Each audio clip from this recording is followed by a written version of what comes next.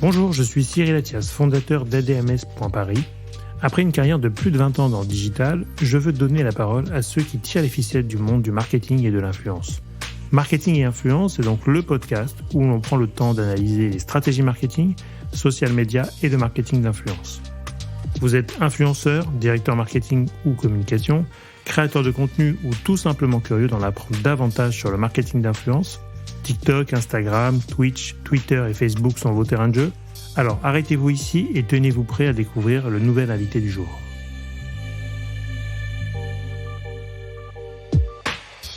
C'est-à-dire que quelque part, télé-réalité Dubaï est un virus dans le cerveau de la Gen Z. Et alors, certains font le tri naturellement, mais il faut taper fort. Il y a quand même une fainéantise occidentale par rapport à la compréhension asiatique. Parce qu'on se dit c'est compliqué, on veut pas comprendre, on veut pas chercher à comprendre. C'est comme Arte. En fait, moi, je prends l'exemple de la Chine, c'est comme Arte. On dit qu'on regarde Arte, mais peu de regardent Arte. Ce podcast vous est présenté par ADMS.Paris, agence de communication experte en réseaux sociaux, marketing d'influence et relations presse.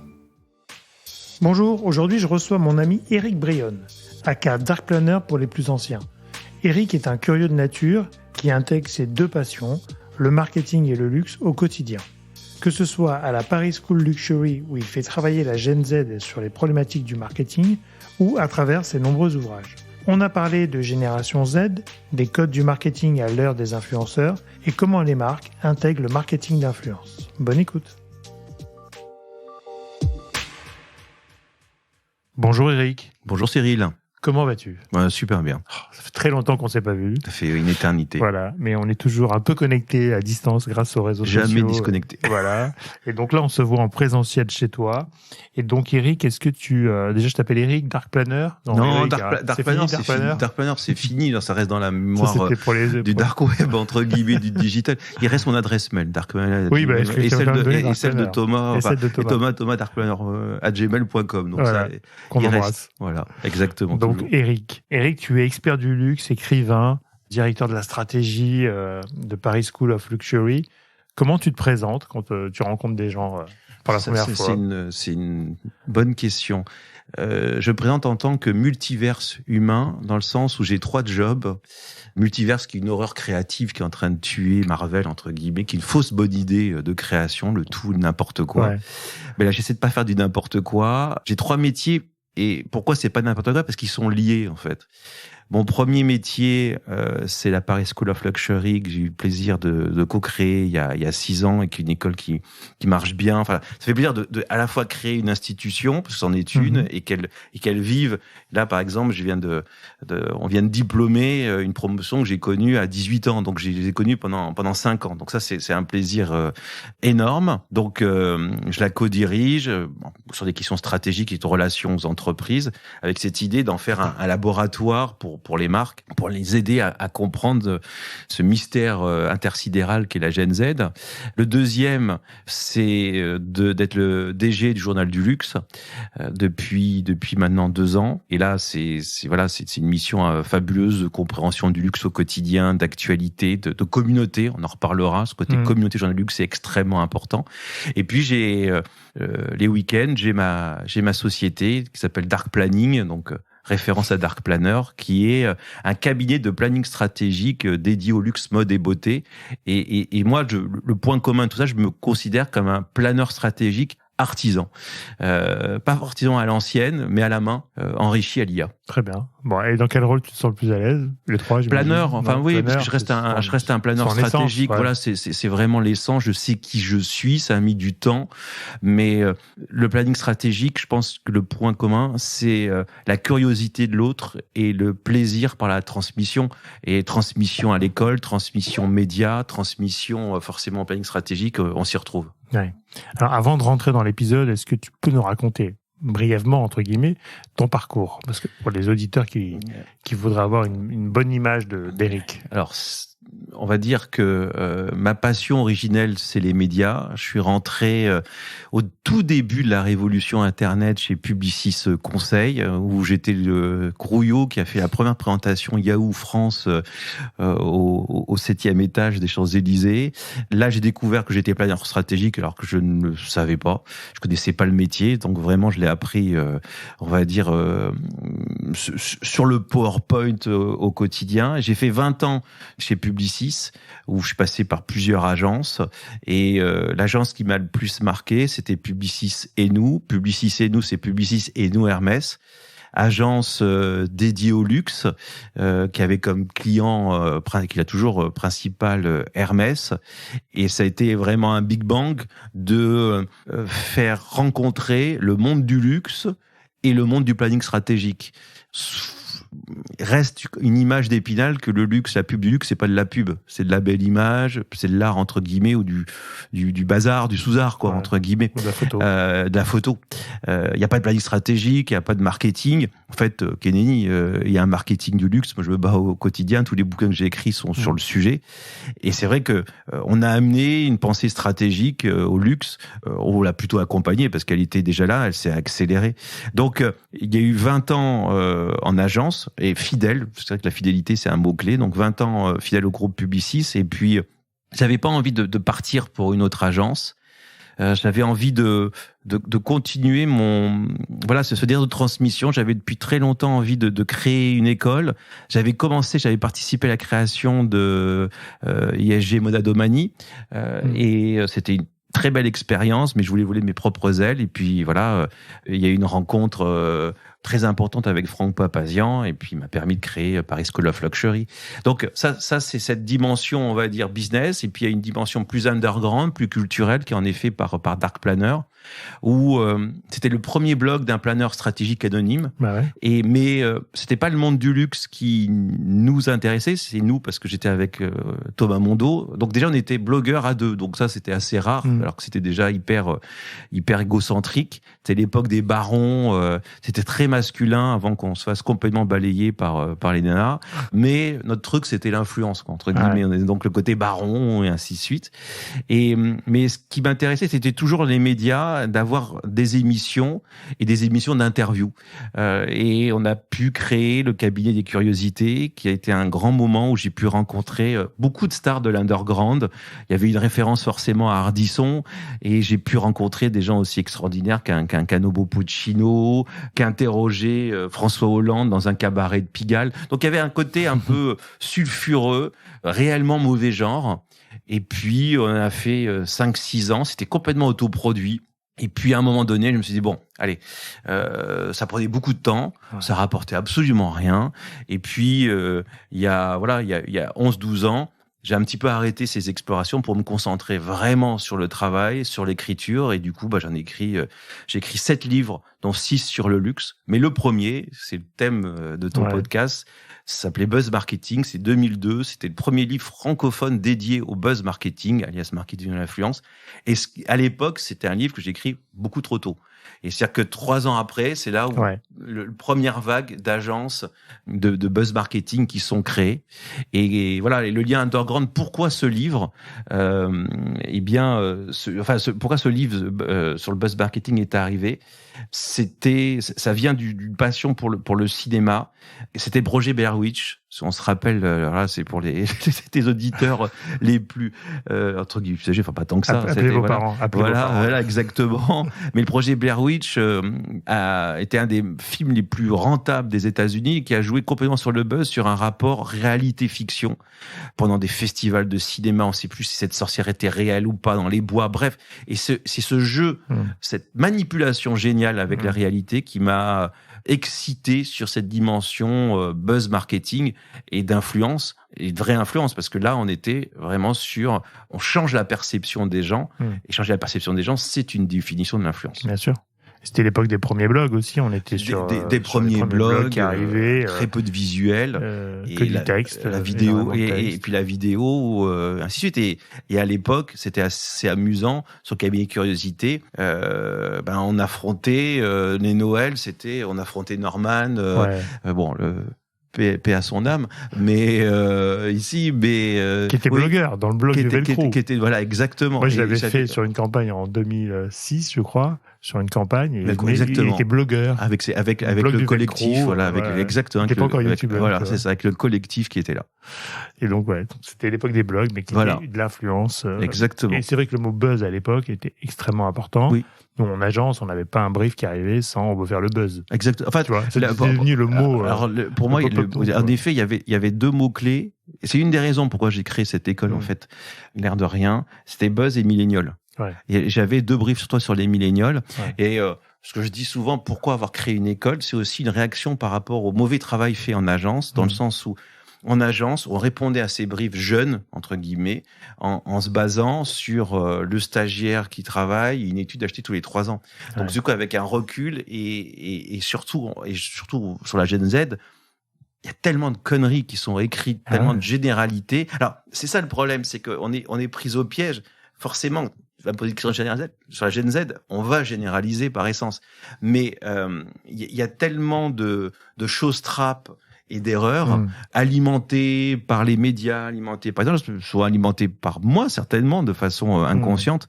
C'est pour ça que moi, les laboratoires qu'on a créés chez Paris School of Luxury pour comprendre la Gen Z sont entre guillemets un rafraîchissement. Et c'est vrai que les marques viennent se prendre une claque, se prendre une vague. Ouais, pas de poli.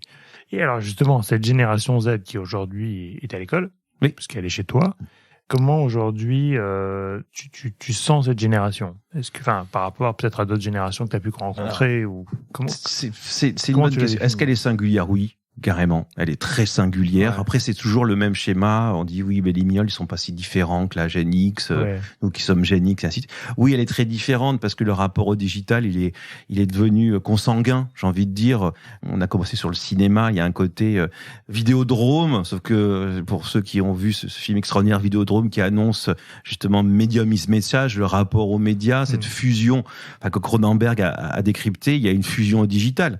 Ils sont digitaux. Je déteste le terme digitaux natifs mais il y a cette dimension-là. Et donc, qu'est-ce qu'ils prennent du digital, le meilleur et le pire? Donc, j'ai envie de dire, le premier point pour moi par rapport à cette Gen Z, c'est cette dimension fractale, éclatée. La Gen Z n'existe pas, c'est une somme de communautés.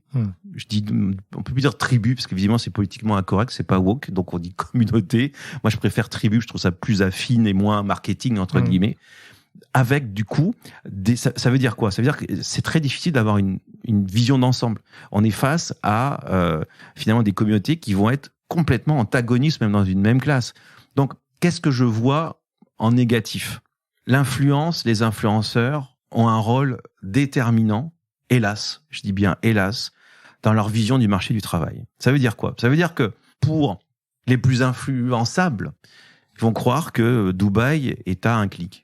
Ils vont croire que pourquoi faire un parcours, nous on est certifié par l'État, master, donc on est sur un parcours en 5 ans, et Dieu sait que le luxe en 5 ans, on a appris qu'un tout petit peu, mais croire qu'en une année, tout est réglé. Croire qu'on crée sa boîte en 1 an, on est millionnaire et c'est parti. Donc beaucoup sont victimes du fantasme de l'annonceur ici. De l'annonceur qui croit aveuglement aux influenceurs. Il y a aussi une inspiration qui est très... je trouve que s'il y a une personne qui incarne à la fois le meilleur et le pire de la Gen Z, c'est Kylian Mbappé. Finalement, influenceur Mbappé, on est sur une réussite dont le temps ne prend pas le tout de suite. Vraiment un tout de suite. Et j'en parle très naturellement. J'ai eu Léna Situation, donc Léna Mafouf, comme étudiante. Je l'ai eu 2 ans étudiante. Elle était déjà brillante et je peux vous dire que elle savait où elle voulait aller. Elle n'avait pas vraiment le chemin, mais c'est quelque chose de très construit. Et vous voyez, elle a pas réussi en 1 an. Elle a fait 2 ans d'études. Elle était partie pour en faire 5. Finalement, ça s'est rattrapé. Mais le tout de suite, le toujours plus, il est vraiment là. Et Mbappé, on le voit aujourd'hui, cette négociation, ces millions. Donc, il y a un rapport, et donc Mbappé, aussi à l'argent, qui est complètement décomplexé. On est là pour gagner. Alors, est-ce qu'on peut moi, je suis planeur, donc je vais pas du tout les juger. Donc, quand on voit des études qui disent attention, ce qui est très important, c'est votre purpose, c'est votre why. Non, ce qui est le plus important, c'est les salaires que vous allez leur donner. Le plan de carrière, je sais pas si le mot carrière ça va pas. Carrière, c'est qu'est-ce que vous leur proposez dans l'année. Ouais. Donc, il y a une hyper accélération du temps. Ça tombe mal parce que le luxe a besoin du temps long. Donc, il faut arriver à petit les amener à autre chose. Et puis, il y a le paradoxe de la santé mentale. Et là, c'est extrêmement sérieux. On voit, et dans toutes les écoles, puisque la difficulté, l'impact qu'a eu Covid sur nombreux d'entre eux.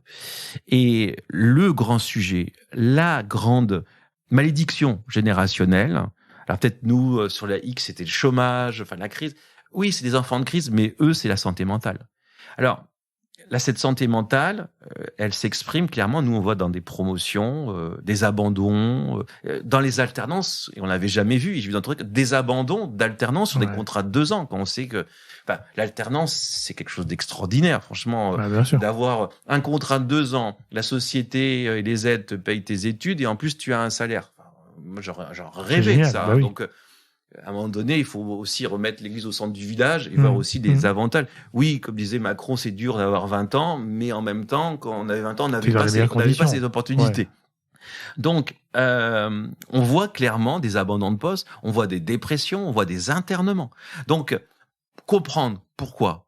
Alors, forcément, Covid, on vit dans un monde en permacrise où on vit des crises dont on n'avait jamais vécu. Donc, eux, ils doivent développer un muscle qui s'appelle la résilience. C'est extrêmement fondamental. Alors, chacun a son choix, plus ou moins, de sa résilience, mais il est certain que face à cette obsession de la santé mentale, qui est médiatiquement, verbalise ton mal-être, à un moment donné, et tu le vois très bien chez les influenceurs, aujourd'hui, on fait son coming out psychologique. Donc, il est de bon ton, entre guillemets, de dire qu'on est en une dépression. On gagne. C'est une des étapes obligatoires. Mais ce qui est terrible, parce que on le voit très bien. Moi, j'ai étudié un petit peu la décadence d'un Norman. C'est assez fascinant, parce qu'on l'a vu grandir, Norman. On l'a vu là-dessus, la force et ainsi de suite. Et on voit que finalement, il a péché. Je parlerai pas sur le volet judiciaire, mais il a péché par égo. C'est qu'à un moment donné, il a frimé. Il s'est positionné au-dessus de son public. Et Léna fait absolument pas ça. Enfin, je voyais la dernière vidéo qu'elle a pu faire sur sa boîte. Elle insiste plus sur les fails que sur le succès. Ouais. Stratégie ou authenticité, on n'est pas là pour le choisir. Mais c'est vrai que chez nombre d'influenceurs, pour remettre du lien et remettre, entre guillemets, l'horizontalité, verticalité, être là, oui, je souffre comme toi ici. Ouais. Donc, mais néanmoins, c'est l'état, santé mentale extrêmement défaillante, et donc nous, ça nous force à pédagogiquement à intégrer la santé mentale comme un pilier pédagogique. Ah, et c'est pas une matière. C'est surtout pas une matière notée. Moi, je crois en quelque chose qui est très fort, qui est les semaines intensives. C'est-à-dire que une semaine intensive chez nous, c'est on pose le crayon, vous êtes à fond une semaine sur le sujet, vous pensez à rien d'autre, et on va voir. Donc, on voit. Donc, pour moi, les grandes modifications, c'est ce rapport. Une génération fractale, une génération métamoderne. Donc, c'est le en même temps macronien. Donc, en même temps, on va être combattant de l'écologie, et en même temps, on adore les dupes. En même temps, on adore Chine. En même temps, on utilise la seconde main comme de la fast fashion. Donc, voilà. Donc, comment, là-dedans, au milieu... Alors, pour une marque, je veux dire, c'est pas besoin d'être écologique. Non, pas du tout. Ça dépend du moment, ça dépend de l'instant. Ouais. Ce qu'ils vont se permettre à eux-mêmes vont absolument l'interdire à l'autre. Donc, on est face à une génération qu'il faut étudier de près, motiver, challenger, co-construire. Il n'y a pas d'autre solution, parce que ils sont différents, et je trouve que c'est pas l'âge faisant, hein. Plus ça va, et plus leur singularité se creuse. Alors il faut faire attention par rapport à cette singularité.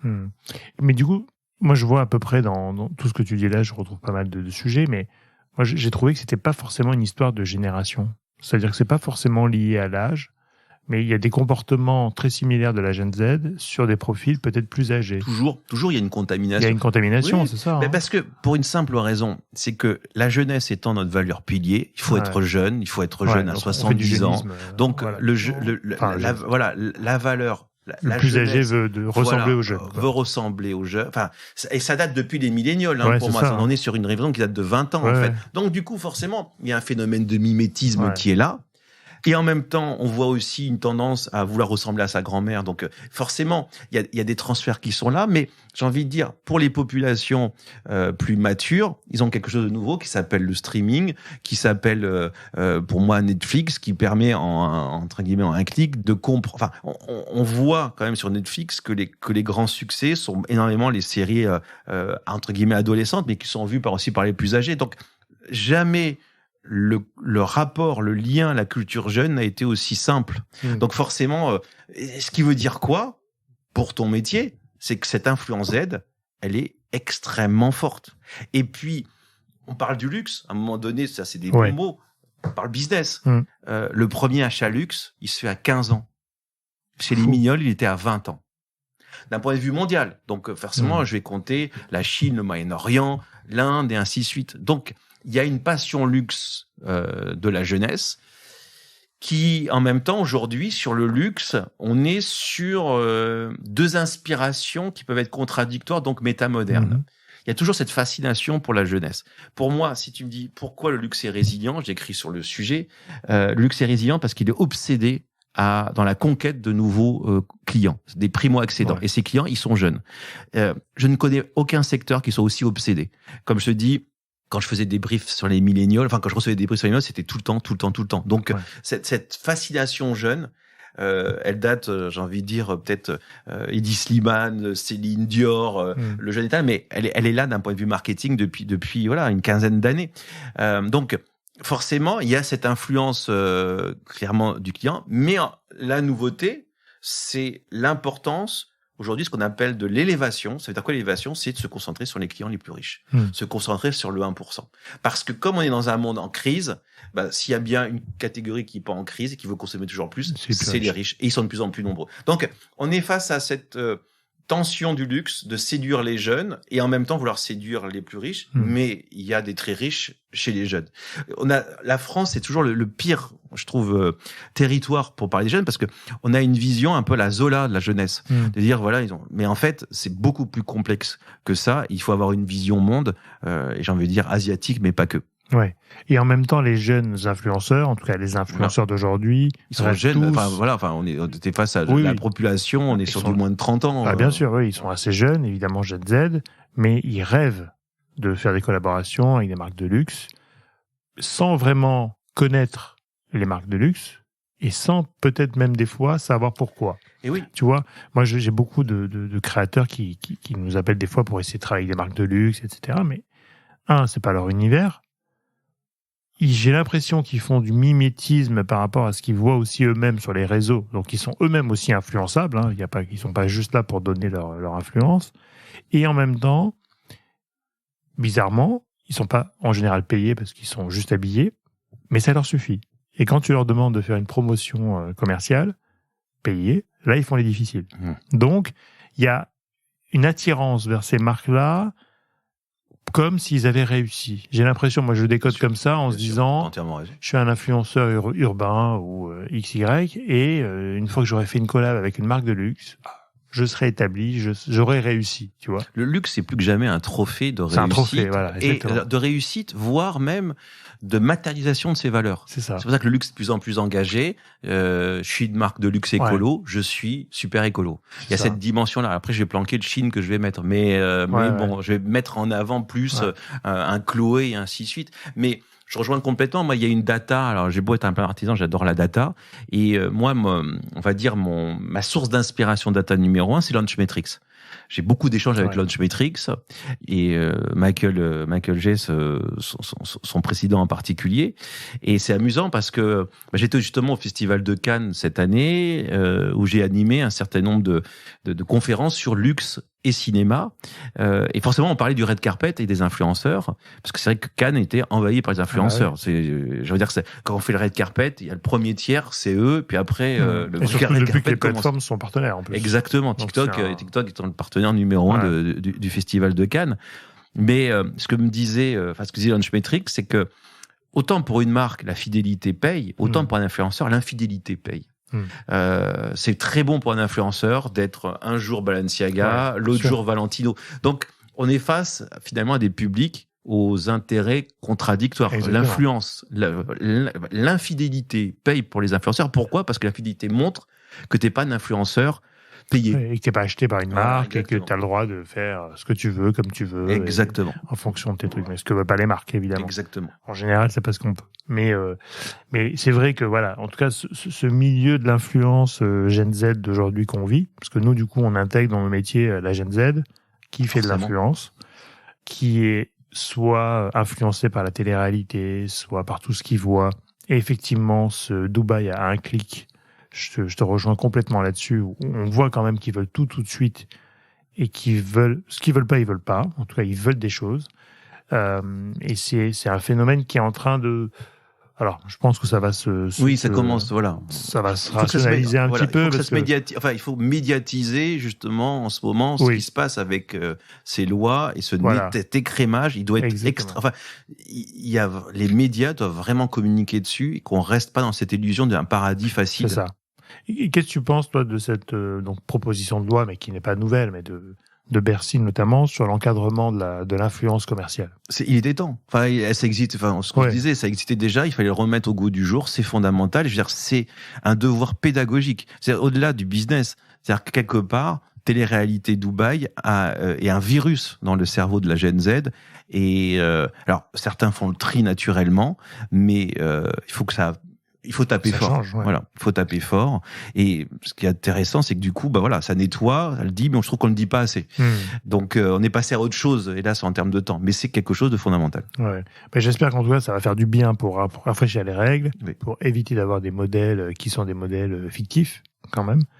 Et la bonne nouvelle aussi, je crois que c'est qu'au niveau de la télé, ils ont déprogrammé beaucoup d'émissions de télé-réalité, donc on devrait avoir moins d'influence télévisuelle aussi, qui est quand même la base de leur succès. Oui, t'as raison. Alors après, comme je dis, il y a des communautés très différentes. Et pour moi, je différencie TikTok de la télé-réalité. Moi, je suis un fan de TikTok.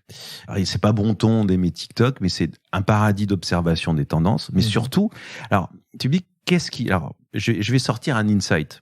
Parce que là, on était un peu dans le négatif et ainsi de suite. Là, c'était notre instant un petit peu, on a fait notre 5 minutes vieux con. Mais, voilà, boomers, et ainsi de suite. On était dans le moment boomers. Le côté positif, cette génération Z, et je l'ai étudié, par exemple, dans le capillaire, vous voyez, dans le secteur des cheveux en particulier, c'est une génération qui a un complexe de supériorité créatif. Elle s'estime, elle se sent plus créative que les autres générations. Qui s'explique par le fait d'une maîtrise parfaite des outils digitaux. Moi, je le vois, en fait, tu vois, même d'un point de vue business, nous, on est sur notre PowerPoint, eux, c'est Canva. Et ils utilisent Canva d'une façon esthétique qui sont assez, voilà, ça me perturbe, mais détonnante. Alors, c'est pas ici. Mais sur TikTok, moi, je suis fasciné par la capacité créative, voilà, de code de nouveaux langages, d'une création qui peut être parfois de l'art. N'ayons pas peur des mots. Donc, il y a ce complexe de supériorité créative, et ça, je pense que en tant que marque, comme en tant qu'employeur, il faut le prendre en compte. Alors, c'est difficile en termes d'ego. Dites-vous que le candidat que vous avez en face de vous, il veut créer. Et que s'il crée pas, il va partir. Ouais. Surtout en plus que, et ça, c'est une chance pour eux, le marché de l'emploi est aujourd'hui positif par rapport à un jeune diplômé, là. Donc, aujourd'hui, voilà, on sait très bien les vertus du plein emploi. Plein emploi, c'est plus de droits. Plus de choix. Voilà, plus de droits, plus de choix, donc plus de compétition. Donc, à partir de là, marque et employeur, dites-vous, même si ça fait plaisir ou pas, vous êtes face à un candidat qui a un complexe supérieur de créativité. Voilà, de créatif. Donc, à vous de le gérer ou pas. Je pense que tu as dû vivre ça dans les... Écoute, moi j'ai ça à créatif et pas que créatif. Hein, c'est-à-dire que sur les commerciaux, même si très peu sont commerciaux, marketeurs, il y a ce complexe de supériorité créative. Et qu'est-ce que je vois du coup? C'est pour ça qu'il y a peu de planeurs stratégiques. C'est le problème. Enfin, c'est une chance pour moi, mais c'est quand même un problème. C'est que ils sont forts. Ils adorent la création. ce qui n'était pas forcément le cas sur nos générations, peut-être qu'on était plus laborieux et ainsi de suite. Mais là où ils sont faibles, c'est sur la justification de la création. Et donc, là où ils sont malins, où ils sont transgénérationnels, ils veulent qu'on travaille avec eux, mais ils font le concept, nous on fait la justif. Ouais, c'est ça. C'est deux cerveaux différents. Voilà. Enfin, c'est deux façons de penser. Oui, le cerveau droit et le cerveau gauche, et que mais pour réussir, et en plus, alors ça, c'est pas nouveau, ce vieux fantasme d'entrepreneuriat. Enfin, ça fait depuis 20 ans, là, je suis rejoint là-dedans. Mais c'est vrai que l'influence, c'est le premier rapport à l'entrepreneuriat, quelque part, ici. Oui. Donc, mais à un moment donné, t'es seul, ta reco, c'est pas simplement, je suis un génie de la création, voilà. Ouais. Il faut avoir, ce travail de justification, pour moi, qui voit des recos toute l'année, je le trouve plus faible sur ces générations que les autres. Donc, ça veut dire aussi, prendre en compte ce désir de création, de reconnaissance qui va avec. Et donc, c'est créer non pas une carrière, mais un parcours rythmé. Et donc, voilà, enfin, pour moi, si je donne un conseil pour maison, agence, pour moi, il y a un triptyque. Il y a ce triptyque, en effet, argent. Voilà. Ils veulent gagner de l'argent. La protection de leur pouvoir d'achat est clé. J'ai vu une étude anglaise, américaine, qui montrait que les milléniaux et les Z étaient prêts à sacrifier leur amitié pour faire des économies. Des amis. Donc, face à des amis trop dépensiers ou à un moment, non. Ouais, si la bande, elle dépense trop, je change de bande pour être dans une bande qui me ressemble. Qui a les mêmes revenus que moi, du coup. Donc, il y a un rapport au revenu. Donc, le rapport à l'argent est fondamental et décomplexé. C'est pour ça que je vous dis, voilà, les obsédés du purpose, c'est bien, mais c'est pas ça qui va remplacer l'argent. Ça vient en deuxième élément. 1, l'argent. 2, cette compréhension spécifique de ce complexe de supériorité créatif. Qu'est-ce qu'on en fait? Vraiment? Comment on gère ça? Et troisièmement, en effet, cette dimension, alors c'est le paradoxe, c'est que ils se mettent une pression redoutable avec ce génie créatif qu'ils espèrent incarner, mais créer, c'est extrêmement difficile. Créer, c'est pouvoir se prendre, entre guillemets, dans la face un nom d'un client, et on sait que c'est extrêmement dur. Donc, la chose formidable, c'est que je trouve très positif, ils mettent beaucoup d'eux-mêmes, mais en même temps, quand on met beaucoup de soi-même dans un travail et qu'on se le fait jeter, c'est tout qui part. Et leur santé mentale, et, entre guillemets, leur talon d'Achille. Et ça à prendre en compte, et c'est à consolider ici. Ouais. Donc, on est face à une catégorie, une communauté dans vos entreprises qui est singulière, mais franchement, je les connais, je vis avec, entre guillemets. Moi, je les adore. Ils ont, en effet, mais et je suis incapable de les juger parce que on est loin d'être parfait. Ils sont à la fois protégés, mais moi, il y a quelque chose que je veux revenir simplement sur un point caricaturé, peut-être différent des milléniaux. Je les trouve beaucoup plus fidèles qu'infidèles. Millennial était quand même perçu sur cette infidélité, moi, et ainsi de suite. Voilà. Et je reviens, parce qu'on parle forcément de ton conducteur, je suis en train de l'exploser, mais je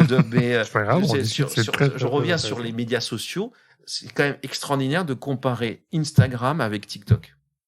Instagram, tout à l'ego. C'est que de l'ego. Et ça a généré les influenceurs tels qu'on les connaît. La popularité, les abonnés, donc c'est ces gros chiffres qu'on regarde. Voilà, c'est la plateforme exactement. C'est la plateforme de l'ego.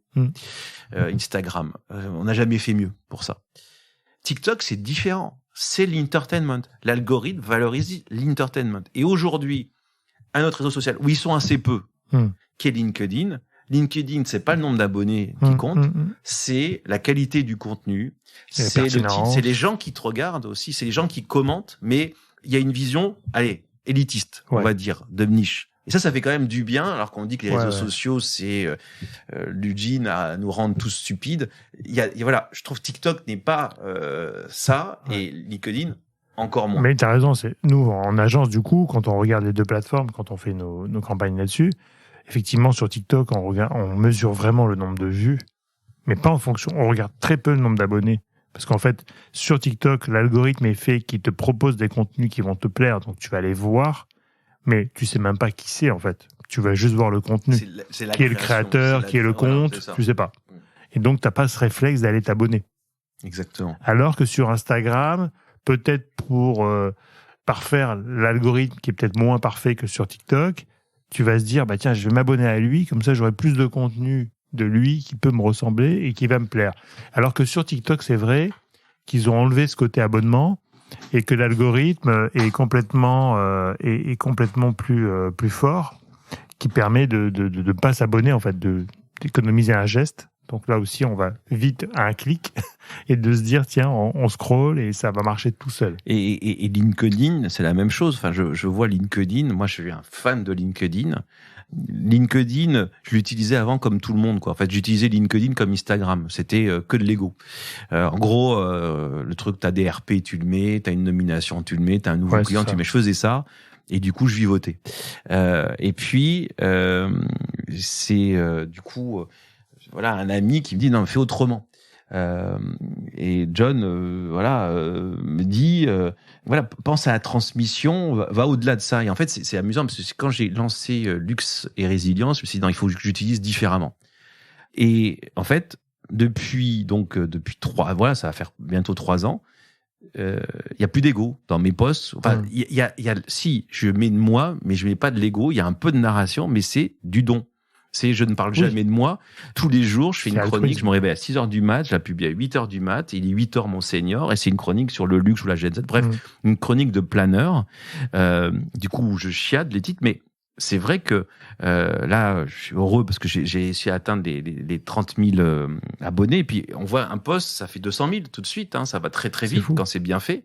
Donc, on voit que ça a un véritable impact. Et puis, en plus, quand on voit la qualité des publics, parce qu'on voit l'audience, on voit que c'est des chez Cartier, chez L'Oréal, chez l'UMH, bref, et autres.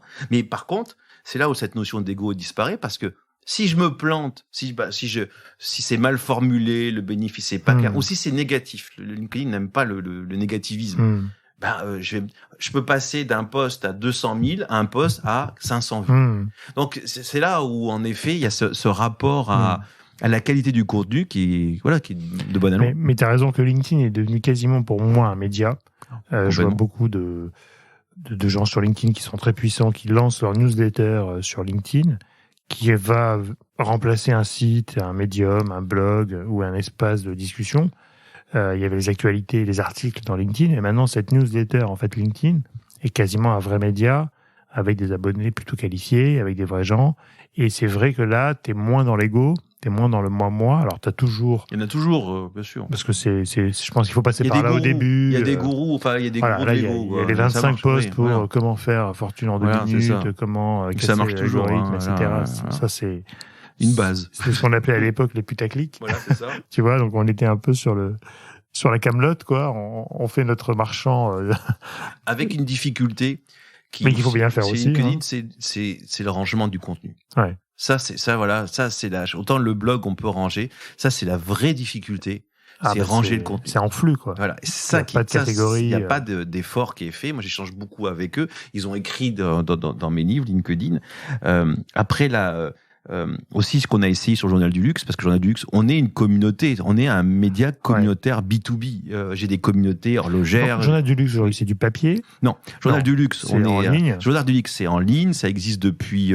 On va fêter nos 10 ans l'année prochaine, où exclusivité, on va sortir notre premier magazine, Bookzine, qu'on prépare ardemment,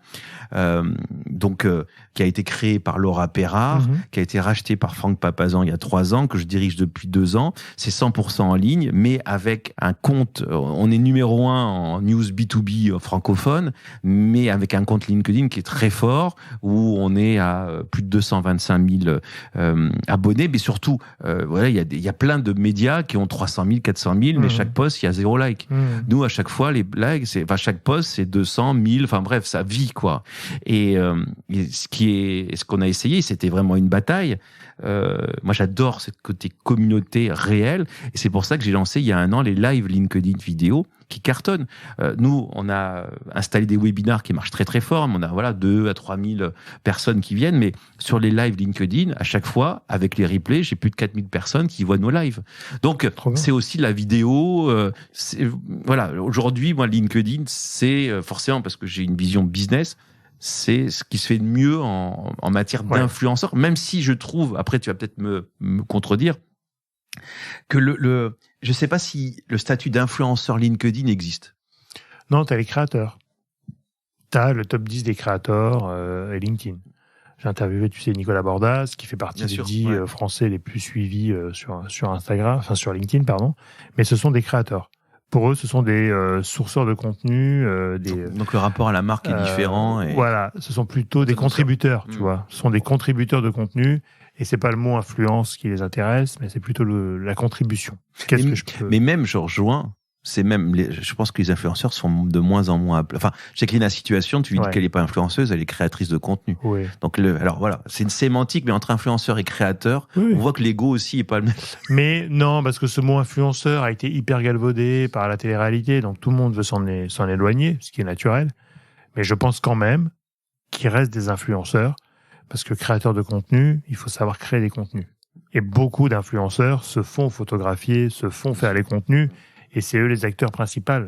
Mais c'est pas eux qui créent les contenus. Donc, influenceur, ça reste quand même juste, je trouve. Moi, j'avais une définition à l'époque qui est peut-être à peu près valable aujourd'hui, qui était quelqu'un qui a une expertise ou une passion et qui peut transmettre et éventuellement espérer changer un point de vue de quelqu'un qui est en face. Tu vois, un point de vue qui peut t'influencer, alors en positif ou en négatif, mais qui peut te faire réfléchir pour considérer un autre produit. Alors après, c'est vrai que si on dépasse le cadre digital, je pense que on atteint le summum du star power. La puissance des stars n'a jamais été aussi importante. J'avais juste un chiffre qui m'a marqué de Launchmetrics, justement, qui compare la Festival de Cannes aux 4 Fashion Week, donc les 4 grandes Fashion Week, et en fait, le Festival de Cannes fait plus d'influence que les 4 Fashion Week réunis. Je pense, parce que c'est le plus grand public aussi. Et donc, c'est-à-dire que 15 jours sur 4 semaines, vraiment. Donc, et parce que c'est très popularisé. Et donc, ça montre pourquoi le luxe y est. Et d'où l'intégration des marques de luxe. Mais c'est vrai que ce star power est aussi présent. Et alors, moi, ce que je vois, en tout cas, par rapport collaboration et ainsi de suite, là, ce qui m'a marqué, Star Power, par exemple, c'est Versace avec Dua Lipa. Donc, elle, voilà, enfin, c'est fait partie des femmes les plus influentes. Cette collaboration, c'est vraiment, et là, c'est Donatella Versace qui est extrêmement douée. Tu vois, s'il y a un documentaire qui sort, je sais pas quand va sortir ce podcast fin juillet, enfin, qui est sur YouTube, sur Arte, sur la saga familiale Versace. On voit que Donatella Versace a un talent, c'est de savoir parler aux célébrités d'égal à égal, de les conseiller, de les coacher même pratiquement. Et quand vous voyez cette collaboration entre Dua et Donatella, c'est vraiment dans le storytelling, dans la narration de la marque, la mise en nu d'un vrai travail à 2 mains. À 4 mains, pardon. Moi, ce qui m'a fasciné, s'il y a une exposition qui m'a fasciné cette année, c'est l'exposition Warhol Basquiat à la Fondation Vuitton. Et je me suis dit, mais en fait, qu'est-ce qu'il y a derrière cette expo qui a cartonné? Et en plus, c'est chez Vuitton. Pour moi, cette exposition, et je vous invite à aller, je crois il reste encore quelques semaines, c'est ni plus ni moins que la collab parfaite. La collab à 4 mains, où chacun a sa place. Et c'est ça doit être du 4 mains, et c'est vraiment mis en scène à 4 mains sur Versace. Et donc, c'est chacun a son rôle, sa place, sa crédibilité, c'est pas ici. Et ce système-là, on voit, c'est un système pour les célébrités, pour les collabs, tu parlais de collab, qui est le maître étalon. Savoir accompagner, choisir. Et une fois qu'on a signé, c'est le début. Créer une légitimité, même créer du lien, même sur les fans hardcore de la célébrité ou de l'influenceur. Ça s'accompagne, c'est pas simplement, voilà. Une seule exception qui me marque, c'est l'univers de la K-pop. La K-pop le luxe est obsédé par la K-pop. C'est une longue histoire. Pour moi, en fait, ce fantasme de K-pop est né, Twitter me le racontait, parce que justement, observation que les défilés, il y avait beaucoup de fans de K-pop, il y a des années déjà, qui suivaient à fond les défilés. Ce qui a amené les marques de luxe à vraiment s'intéresser. Mais aujourd'hui, quand on voit, il n'y a pas une marque de luxe qui a 4-5 égéries, ambassadeurs K-pop. Par contre, là, c'est l'inverse de Dua Lipa Versace, c'est simplement la photo. Ouais, c'est l'endorsement. C'est l'endorsement pur et dur, avec un storytelling médiocre, voire totalement absent.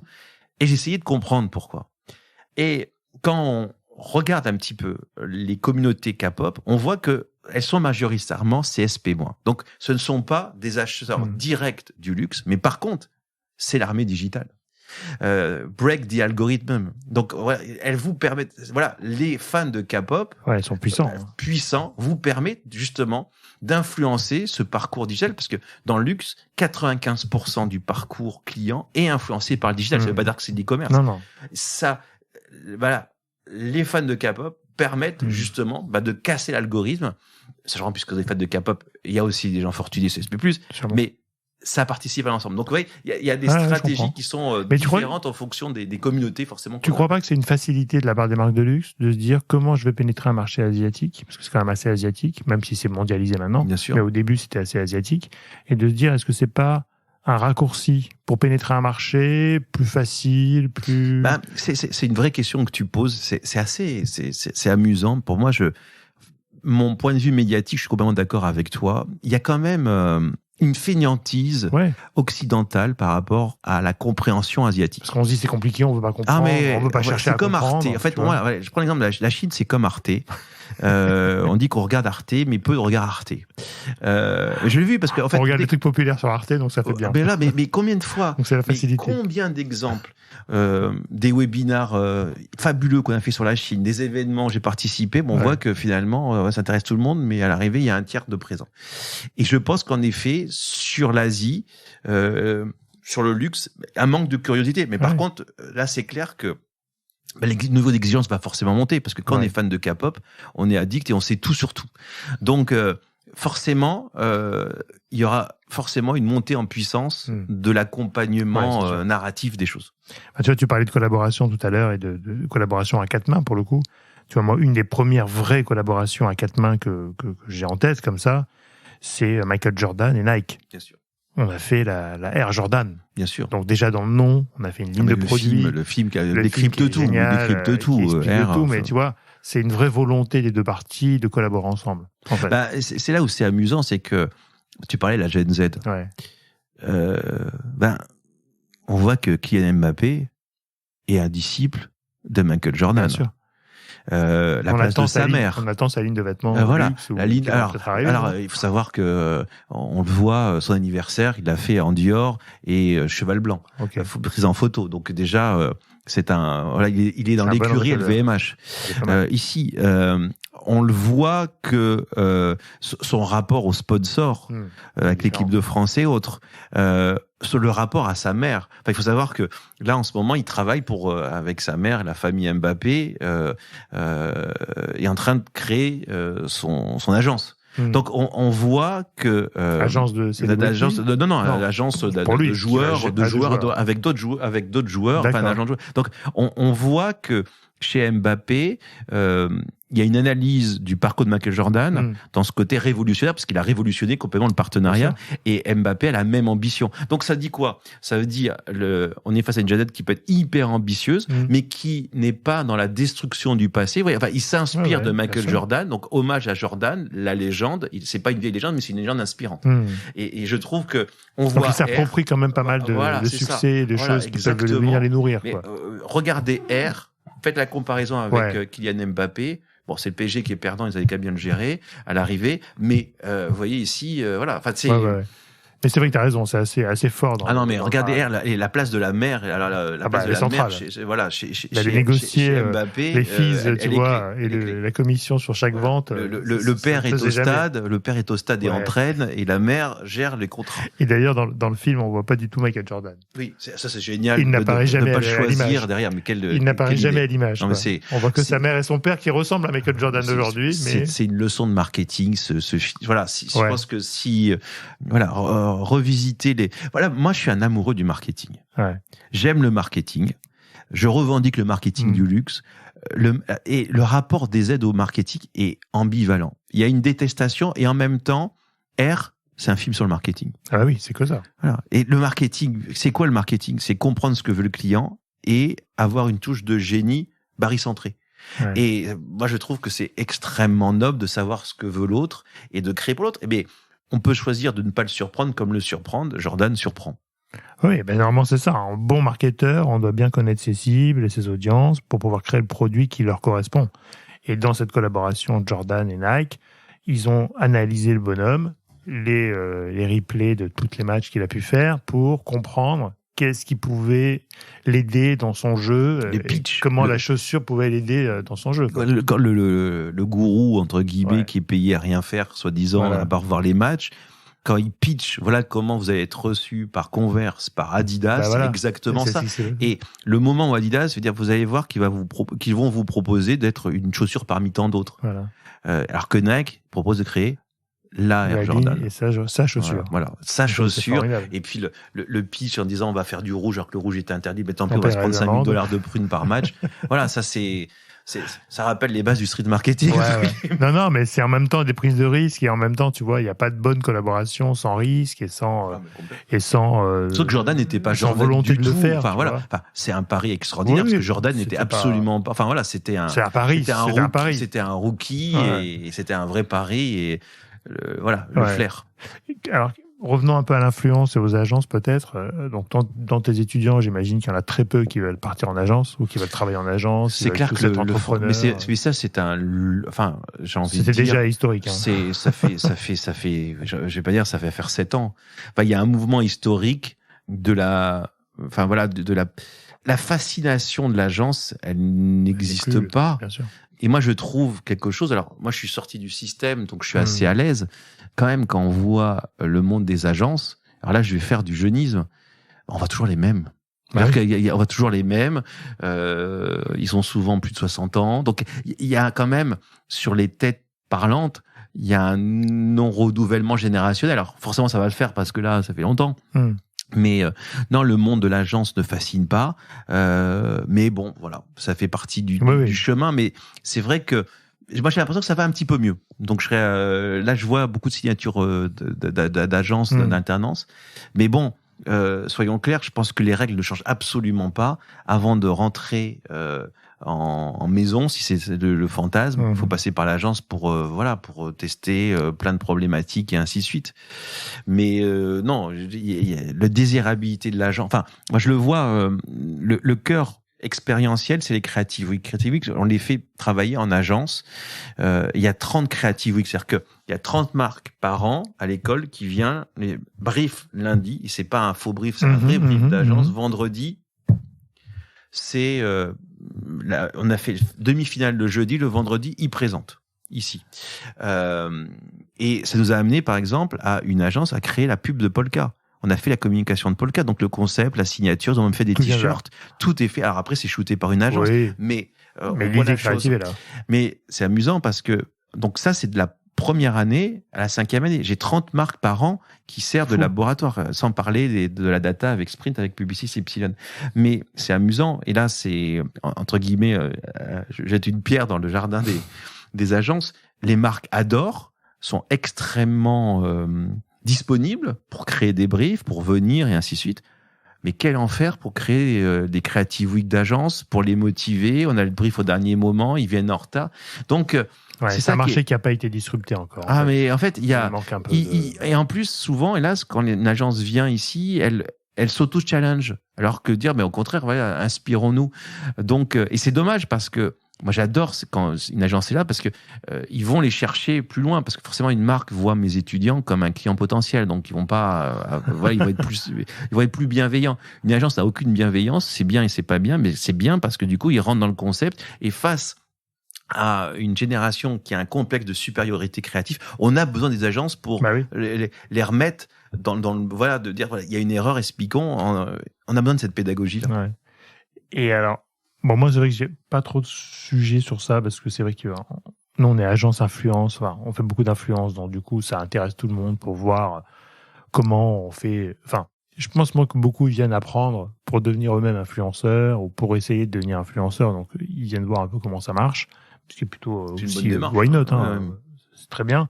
Mais voilà, oui, c'est vrai qu'il y a beaucoup de demandes sur ces sujets-là en influence et moins d'agence de com.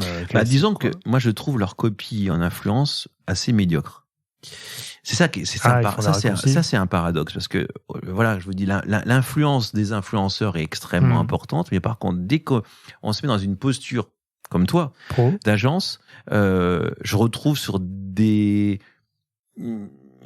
recherche. Il n'y a pas une recherche d'empathie entre l'influenceur et la marque, mais plus une recherche de data. Enfin, c'est le nombre. Et donc, du coup, on va retrouver des mêmes propositions. Enfin, on va retrouver le même casting. Enfin, je veux dire, l'effet de la situation. Ça sort tout le temps parce que la plus gros chiffre, elle est visible. Et donc, c'est un peu une fainéantise aussi, quelque part, ou un raccourci de se dire, je prends la plus grosse, comme ça, en fait, je limite la casse. En fait, c'est le paradoxe. C'est que, comme ils ont un complexe de supériorité créatif, comment on peut être créatif à travers une recommandation d'influence? Ça, c'est pas évident. Bah oui. Mais ça, c'est une critique globale que je fais par rapport au secteur. Comme je t'ai dit, j'écris buzz marketing, je vais faire mon vieux con, mais peu importe. Moi, je me suis un peu détourné de l'influence buzz marketing parce que c'est devenu moins une matière, c'est une technique. Ouais. Et dont le travail stratégique, finalement, a été un peu abandonné. Les bases de l'influence, c'est Capferrer qui l'a fait dans les années 70, ici. Donc, je trouve que là aussi, il y a un travail, alors que c'est une matière magnifique, il y a un travail à faire des agences à rendre le métier plus beau et plus stratégique, je pense. Tu vois, nous, en fait, on se positionne comme une agence de communication experte en réseaux sociaux et influence, mais 90% du marché, c'est des agents d'influenceurs. Donc, c'est même pas des agences. Ils s'appellent agences, mais ils sont plutôt agents d'influenceurs. C'est du foot. J'ai mon agent, j'ai mon catalogue. Je fais un devis à une facture. Je te verse mon catalogue. Je te donne 4 kilos de L. C'est le catalogue. Ça vaut 2 € le kilo. Voilà. Bon, ça, c'est pas des vraies agences, tu vois. C'est des intermédiaires qui font des factures et des devis. Après, c'est vrai que nous, on essaye toujours de partir avec mon historique d'agence, de dire c'est quoi le concept? C'est quoi l'idée? Bien sûr. Et le casting, on n'en parle même pas. À l'étape de Rocco, on travaille, tu vois, des idées créatives pour les réseaux sociaux, comment on arrive à aussi disrupter les réseaux et les façons de faire une campagne, parce que pour nous, c'est une campagne sur les réseaux via les influenceurs, mais c'est une campagne. Et après, on travaille des personas, et je fais 2-3 photos pour te dire, voilà, quoi ça pour que les marques puissent se projeter un minimum, tu vois, mais on travaille plus des personas que des castings, en fait. Et finalement, voilà, tu veux une jeune adolescente, modeuse, oui, un chef cuisinier ou pas, ou quelqu'un qui sait faire la cuisine en famille, voilà, c'est les personas que nous on pose et qui après travaillent. Mais c'est vrai qu'on est extrêmement rare à faire ça sur le marché, ce qui est dommage parce que je trouve que c'est quand même pour moi une continuité de la publicité et de la communication, qui a énormément d'avantages à travailler avec ces influenceurs qui sont des vrais gens et qui sont des vrais insights aussi, et en même temps c'est pour moi la publicité du vrai normalement et pas la publicité du faux. Et la télé-réalité nous a beaucoup montré le faux que le vrai. Mais c'est vrai que c'est difficile aussi des fois d'aller sur des marques et les marques veulent tel casting parce que des fois les marques sont aussi, enfin en tout cas les postes de responsables d'influence chez les marques sont aussi des Gen Z. C'est ça, tout simplement qu'elle garde des réflexes. Et la Gen Z parle à la Gen Z et en même temps elle va vouloir... c'est le science du casting. Mais Nabila pour faire une photo presque. Des fois on a des briefs, tu vois, où enfin on les prend pas, mais en tout cas on a eu des tentatives de briefs où je veux juste une campagne avec Lena pour faire un selfie, quoi. Bien sûr. Oui, mais c'est pas stratégique pour ta marque. C'est pas grave. C'est pas mon argent. Tu vois ce que je veux dire? Ça arrive aussi. Non, mais donc c'est la confusion un peu des gens, quoi. Écoute, on arrive à une partie de questions d'association d'idées. Je te donne un mot, tu m'en donnes un autre. D'accord. Donc, créateur. Gen Z. Voilà, donc. Voilà. Après, j'ai Gen Z, créateur. Voilà. Luxe. Fascination. Gen Z. Créateur. Là, on en a fait 2 ans. C'est magnifique. Publicité. À réinventer. Très bien. Génial. Et on arrive à la fin de l'interview. Question de closing. Est-ce que c'est un gros projet qui arrive? Le gros projet qu'on peut annoncer. Oui. Enfin, je l'ai aussi fait. Enfin, c'est réussir les 10 ans du Journal du Luxe. Ce gros projet, il est double. C'est le magazine papier. Donc, mais qui va être annuel, et puis on va voir si on va pouvoir le passer en semestriel, mais qui va être justement en mode entre guillemets coffee table, réseau de distribution. Donc ça va être quelque chose d'extrêmement important. L'autre, c'est plus de l'année 2024, pardon, c'est le physique. Donc c'est le magazine. Et c'est aussi les dîners du Journal du Luxe, le prix du Journal du Luxe. Donc c'est vraiment ça aujourd'hui. Donc en présentiel. Le présentiel, vraiment le physique ici. C'est vrai que le Journal du Luxe, on dit ça sort quand? Mais ça sort tous les jours et on fait 7 à 8 news par jour. Mais voilà, on va franchir le Rubicon du papier que j'aime tant. Donc c'est ça le gros projet. Super. Et alors, est-ce que tu as un conseil à donner à un jeune qui veut travailler dans la communication au sens large? Je vais citer Yves Saint-Laurent, l'important c'est de durer. Je trouve que ça incarne aussi parfaitement ça. Enfin voilà, Ouais, on est les anciens combattants de l'influence au-delà des blogs ou ainsi Et de du suite. buzz. Mais non, mais l'important c'est de durer, d'arriver à le tout de suite. C'est Icare qui se brûle les ailes. Donc se projeter dans le temps, avoir une vision, je dirais pas long terme, mais une vision, oui, une vision qui s'inscrit dans le temps et cette obsession de durer. D'accord. C'est quelque chose qui m'a toujours guidé. C'est une marque Saint-Laurent que j'adore.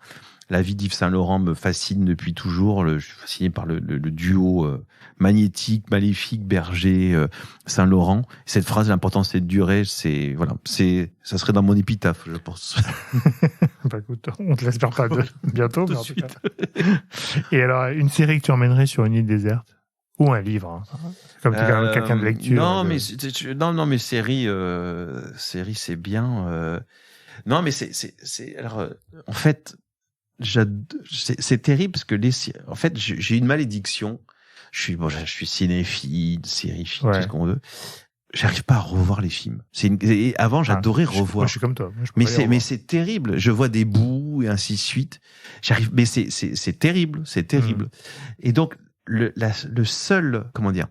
ma seule exception, c'est les comédies.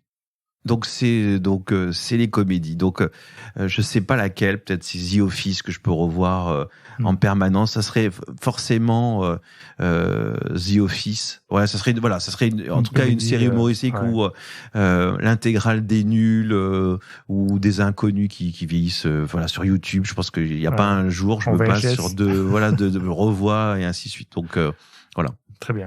Et alors, dernière question, est-ce que tu aurais une personne à me recommander pour le podcast? T'as eu Thomas ou pas? Non, j'ai pas eu Thomas. Mais pour voir la continuité sur Thomas Mondo. On va faire ça. Comprendre. En plus, c'est cette agence qui s'appelle Belle Amie. Bah oui. Mais il a un parcours. Enfin, pour moi, ça me paraît évident d'avoir Thomas et comment il a fait son chemin. Et alors lui, il a été plus jusqu'au boutiste que moi, c'est qu'il a pas quitté mon agence pour créer la sienne.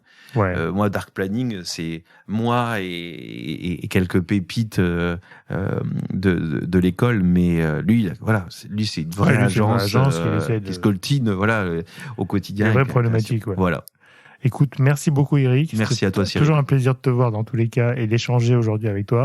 C'est un bonheur. Et d'avoir pris ce temps long ensemble pour décortiquer un peu la Gen Z et essayer de voir le luxe et tout ça, comment ça peut marcher. C'était un plaisir. Merci à toi. Merci. Ce podcast vous est présenté par ADMS.Paris, agence de communication experte en réseaux sociaux, marketing d'influence et relations presse.